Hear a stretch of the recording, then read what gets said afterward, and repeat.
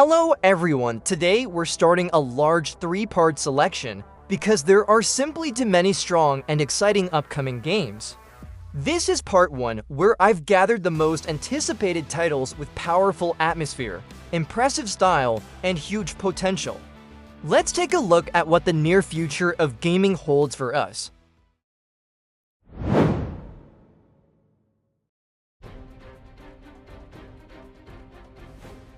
Psycho Dead is that kind of game where you watch the trailer and think, okay, this looks rough ... but in a good way. It's a third-person survival horror where you play as a girl with psychic powers trapped in a secret lab full of grotesque creatures. The whole setup screams classic experimental facility gone wrong, but with a slightly weird, almost indie charm.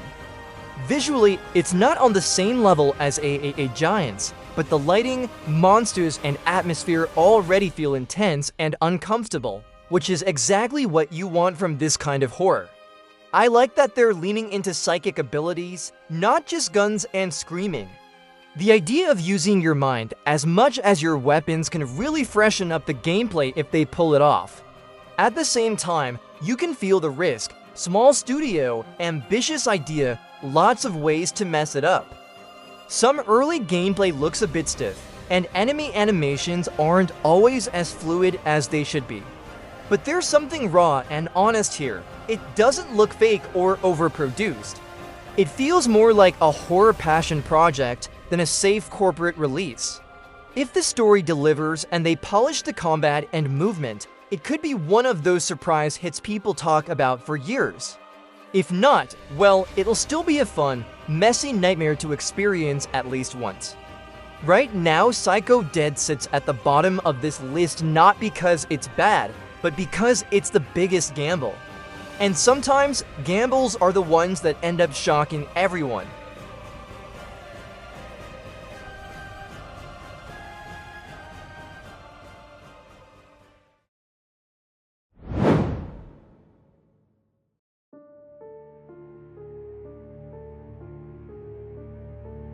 This one is dangerous in a different way. It carries a heavy name.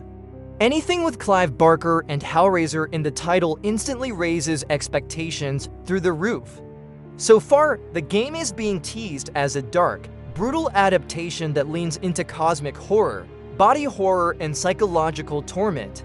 If they do it right, it could feel like you're walking inside an interactive nightmare designed by an artist, not just a game developer.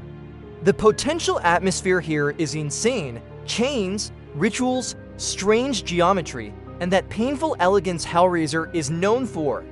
Personally, I'm excited but cautious. Adapting horror legends is much harder than just inventing a new monster. The game needs more than gore and references. It needs a soul, a rhythm, and real interactive fear. If the devs manage to give us proper exploration, tension, puzzles, and not just walk forward and suffer, this could easily climb to the top of many horror lists. Until we see real, extended gameplay, I'd call Hellraiser Revival a beautiful mystery with sharp hooks, literally and metaphorically.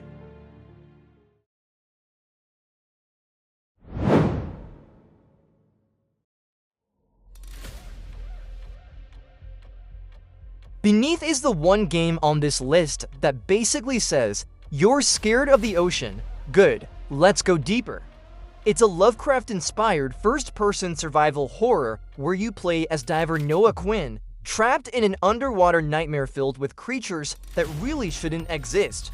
The atmosphere looks fantastic. Dark corridors, pressure, strange machinery, and that heavy feeling that the water above you could crush everything at any moment. The visual style isn't ultra-realistic AAA, but it has a strong, oppressive identity: shadows, mist, strange lights, distorted silhouettes in the dark. The devs clearly want to tell a proper horror story, not just throw monsters at you.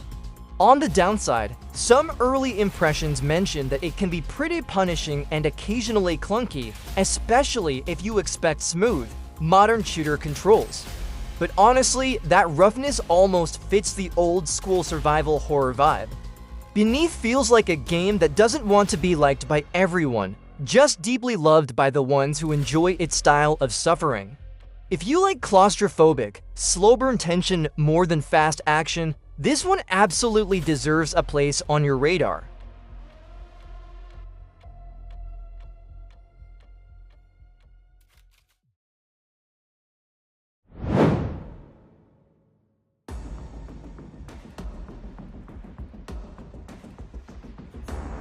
Saros is what happens when a studio like Housemarque says, "Let's do something stylish and painful again."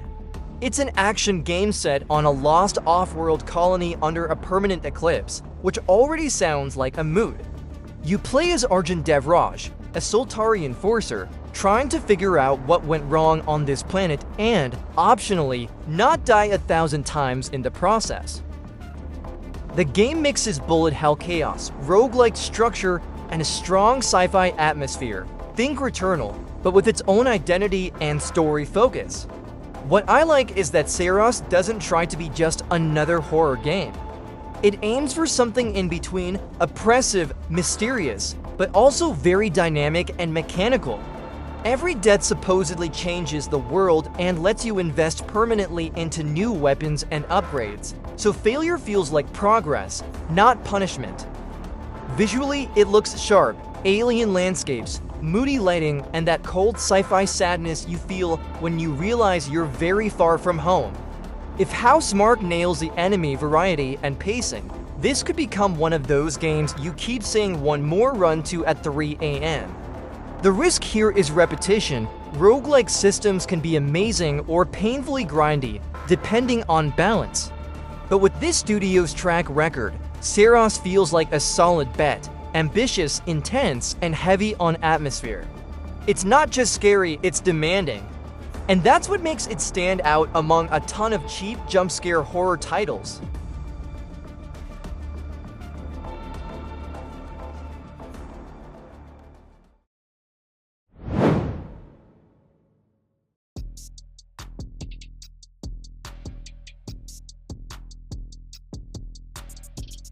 Atomic Heart 2 is that kid in the class who doesn't even raise their hand, but everyone already talks about them. The first game was messy, controversial, weird, and at the same time, extremely memorable. The alt-Soviet, retrofuturistic world with killer robots and biomonsters had more personality than half of the AAA releases combined. So a sequel has huge shoes to fill and a lot of mistakes to fix. Visually, you can expect the same overload of details, strange machinery, surreal architecture, bright colors mixed with industrial horror.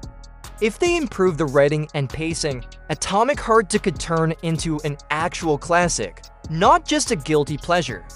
Combat in the first game was creative, but unbalanced at times, so there's a lot of room to tighten the systems and make every fight feel intentional.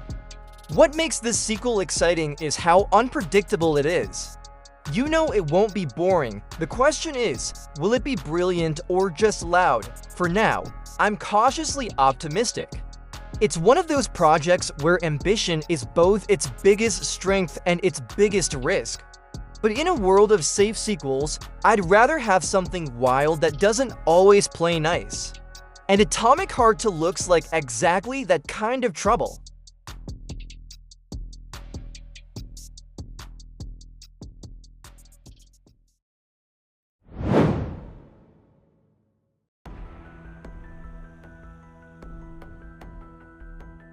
And at the top of the list sits a name that doesn't really need an introduction. Resident Evil Requiem is officially the 9th main game in the series, and yes, that alone makes it one of the most anticipated titles on the planet. This time you play as Grace Ashcroft, an FBI analyst sent to investigate a string of mysterious deaths in a hotel tied to the legacy of Raccoon City. Capcom promises a darker, more focused horror experience, with less action movie energy and more you really don't want to open that door vibes. What makes Requiem so exciting is the way it ties together old and new, familiar locations, fresh characters, and a modern engine that can finally do all these nightmares justice. The Re-engine has already proven how good it is at lighting, facial animation, and disgusting creature design, so visually this game is almost guaranteed to be top tier. From what we've seen and heard, it sounds like they're aiming for a balance, real fear, real tension, but still giving you enough tools to fight back. Personally, I'm just happy the franchise is still trying new ideas instead of repeating itself endlessly. Out of all the titles on this list, this is the one that feels closest to a sure thing. Not perfect, nothing ever is, but incredibly likely to be worth your time, your nerves, and probably a new pair of headphones. So that's our first batch of upcoming games that might absolutely wreck your sleep schedule. From risky indie nightmares to massive horror sagas, they all share one thing: they're trying to do something interesting, not just save. Now, I want to know what you think. Which of these 6 would you play first if they all dropped on the same day? And if you like this format, this is just part 1. We've got a lot more upcoming titles to talk about in the next videos, so subscribe, stay tuned. Thanks for watching, see you in the next video.